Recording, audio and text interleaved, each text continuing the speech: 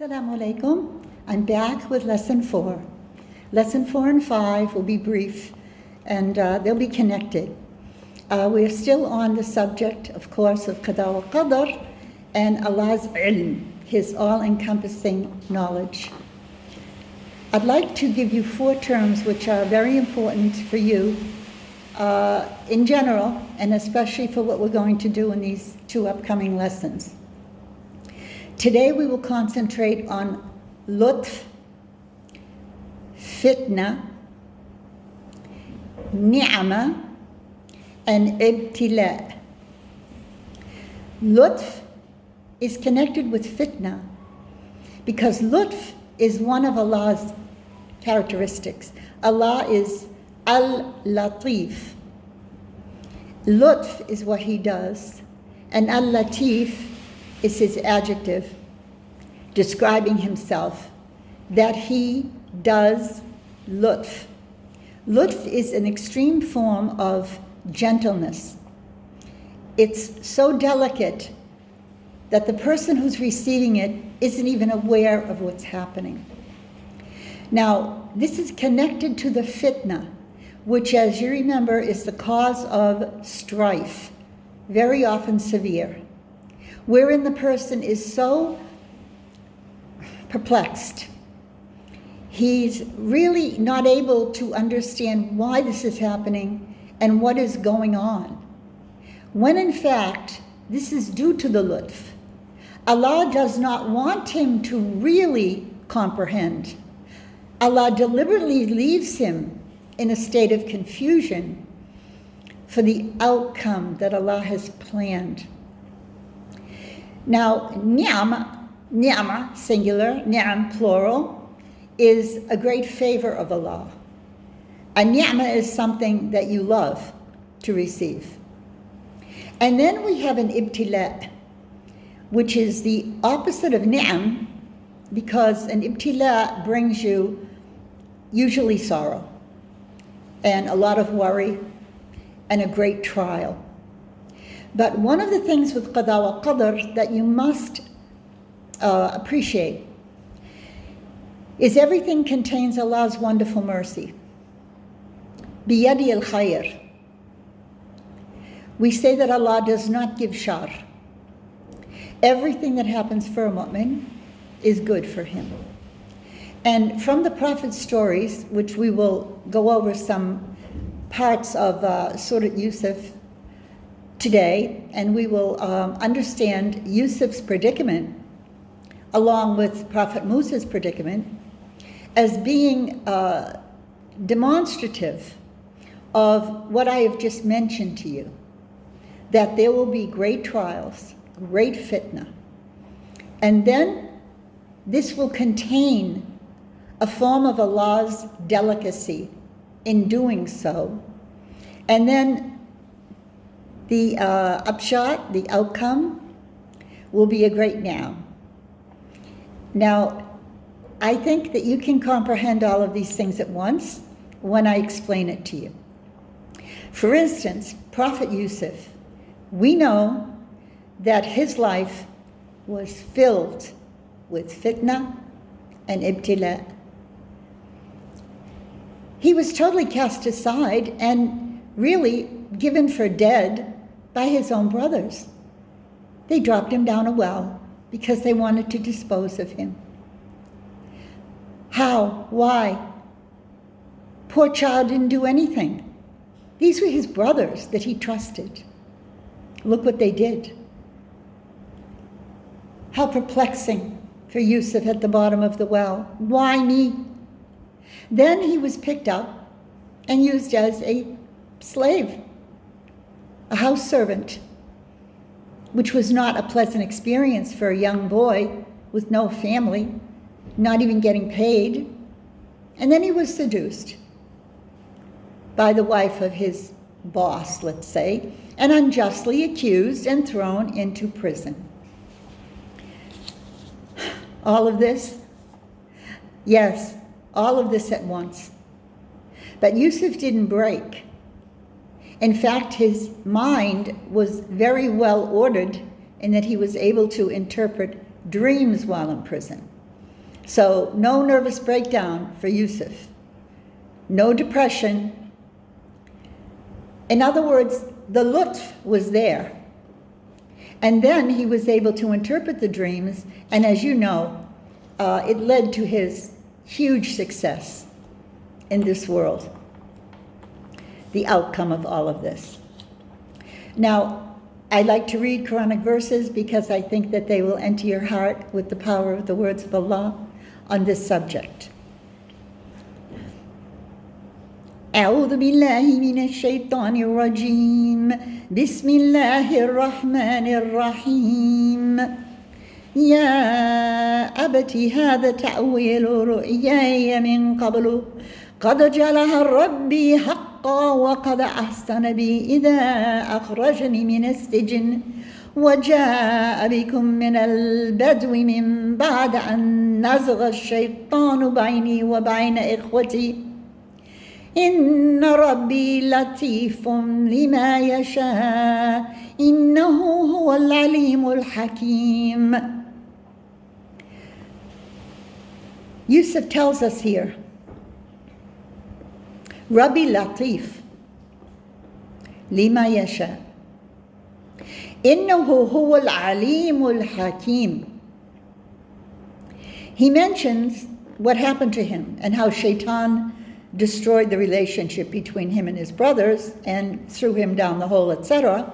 But then he tells us, Inna Rabbi Latifu lima yasha'u innahu huwa alimul hakim. The lutf, he felt it. And it was from Allah's ilm. Because Allah knew what the outcome would be in regards to Yusuf.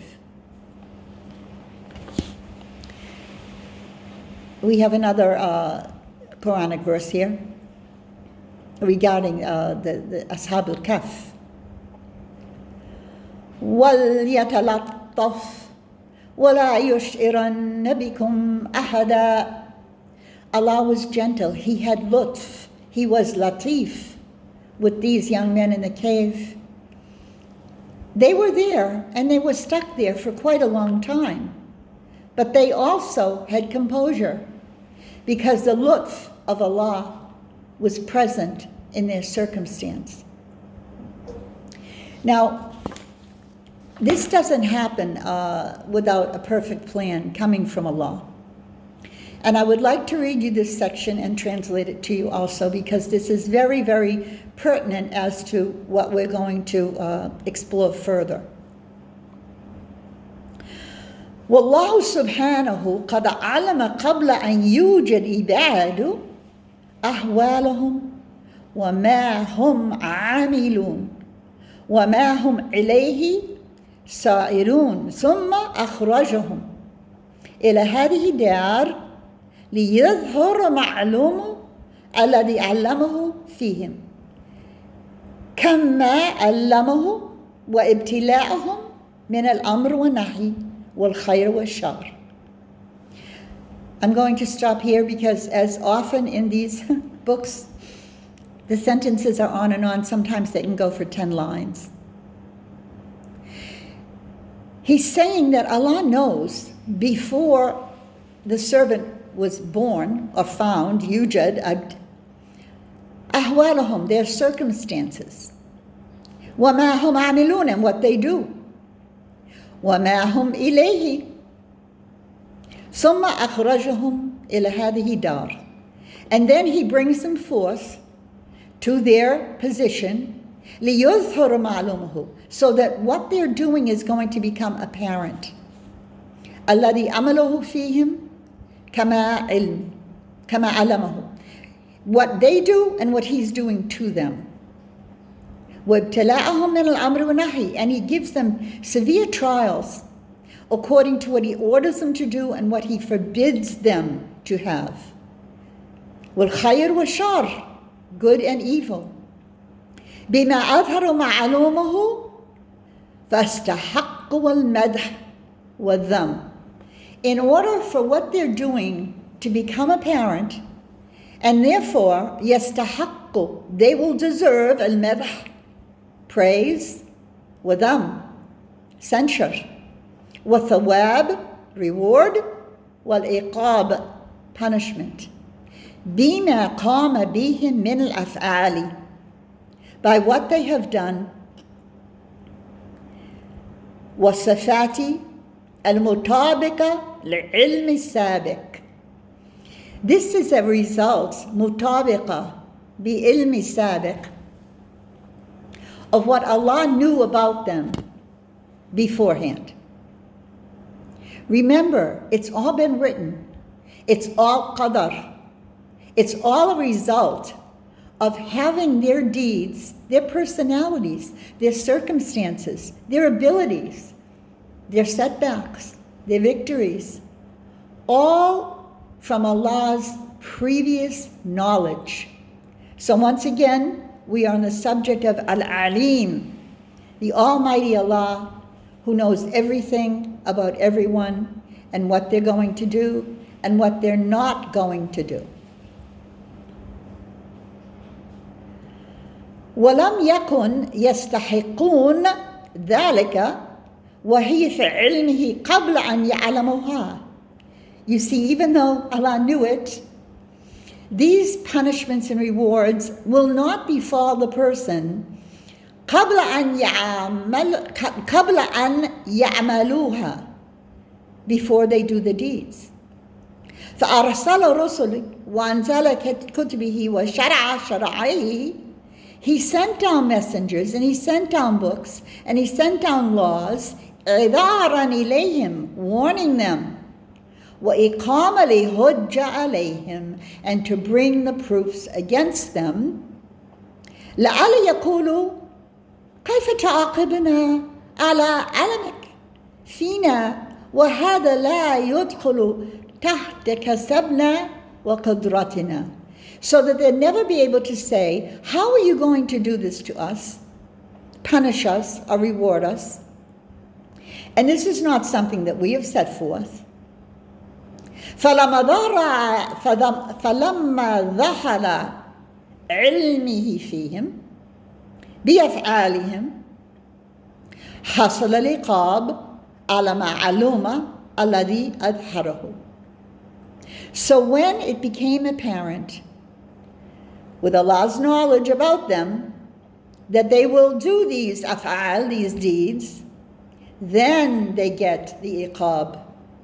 Ala ma'alumihi, according to Allah's knowledge, alladhi adharahu. This really is simple.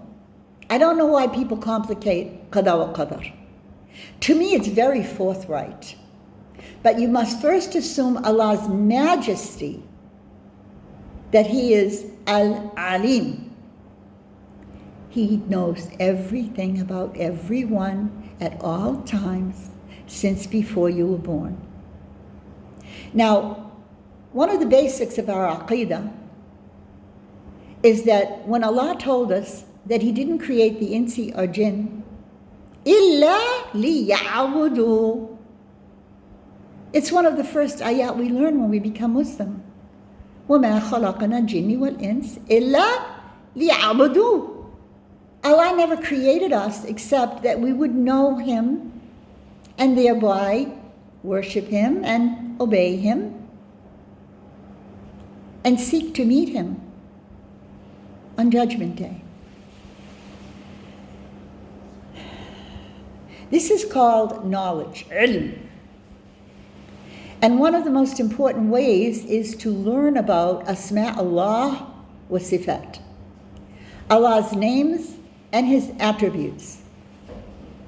We memorize them, Ar-Rahman, Ar-Rahim, Al-Malik, Al-Quddus, Al-Salam, Al-Mu'min, Al-Muhaymin, Al-Aziz, Al-Jabbar, Al-Mutakabbir, and we don't know what it means. And this is something tragic, because actually children are taught to do this in Islamic schools, and it's as though,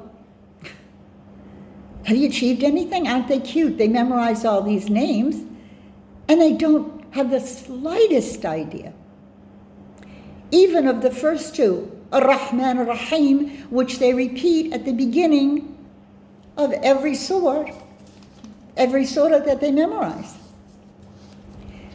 This is, to me, very disingenuous that this is called education, because it's not. It's bringing forward children, cute young children, and showing how cute they are, and taking money from parents for this. Sorry I digress, but it's not really a digression. It's an observation, let us say. Moving on from the Quran. إِنَّا جَعَلْنَا مَا عَلَى الْأَرْضِ زِينَةً لَهَا لِنَبْلُوهُمْ أَيُّهُمْ أَحْسَنُ عَمَلًا. Allah says, we have made beauty on the earth. We, meaning Allah, to try them. لِنَبْلُوهُمْ. There's that bala, ibtila. He's telling us he did this to try us. Why? To know who is ahsana amala. Allah has already told us before, وَنَبْلُوكُمْ بِالشَّرِّ وَالْخَيْرِ فِتْنَةً وَإِلَيْهِ تُرْجَعُونَ. Allah will try us with good and with evil. Fitna. Hear it, nabluukum. In the previous verse, nabluukum. Fitna, fitna. We're tested.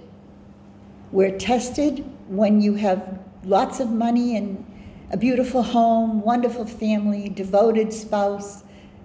It's a trial because it's not all good.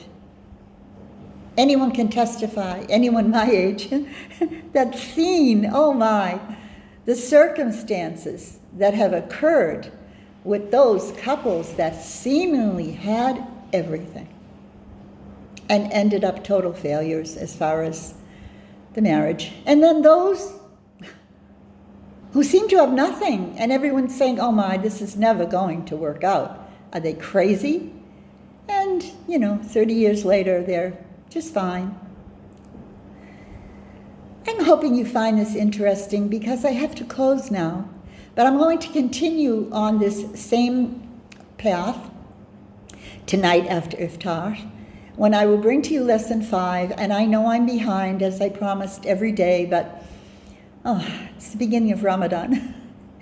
And as you know, things don't always go as smoothly as we planned, but I will keep my promise, and I'm going to back up. So even though today is Thursday and it's day 7,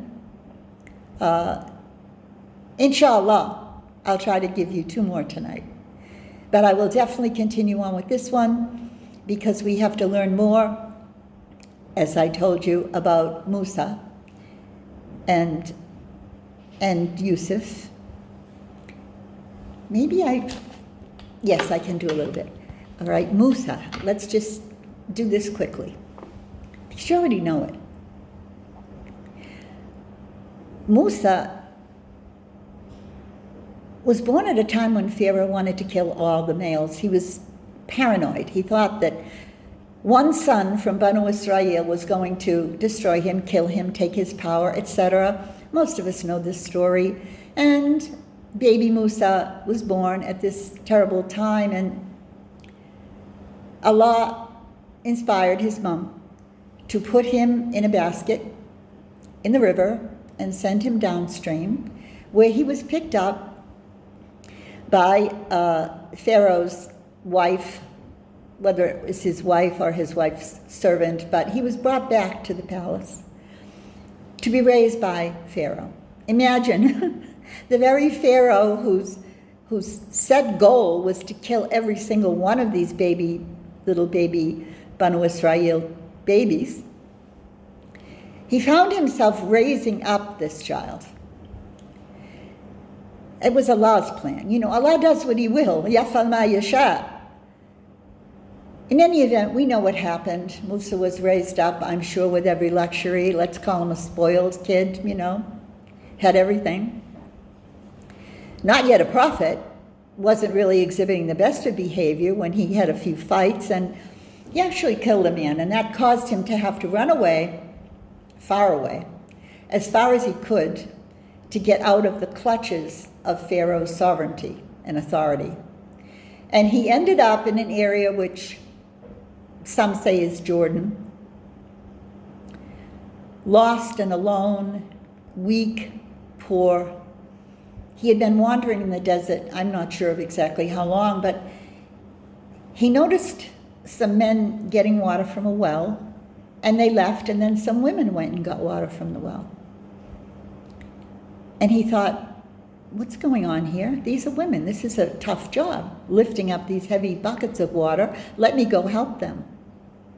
He offered to help them, and they were so very grateful that they told their dad, there's this great, strong man who helped us.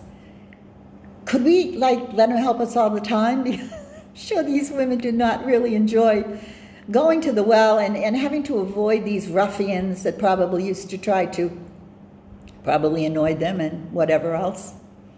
The dad accepted the idea after meeting Musa and knowing he was a good man, and he made a deal that you will marry my daughter and you will work with me for a stated period of time. So now you see that Musa was literally in a horrible situation. He had nothing. He was lost. He was a wanted man. There was no one he could turn to. But he turned to Allah. And he cried out with a famous dua that's in the Quran that we will learn when I come back. This is the dua that you need, and we're going to discuss it. I'm going to start with this in the next lesson. We will go in depth on this dua. However, see what Allah can do? Look, this is why we study the Prophet's stories. Look what he did with Yusuf. I mean, I think Yusuf's situation was probably the worst of the worst.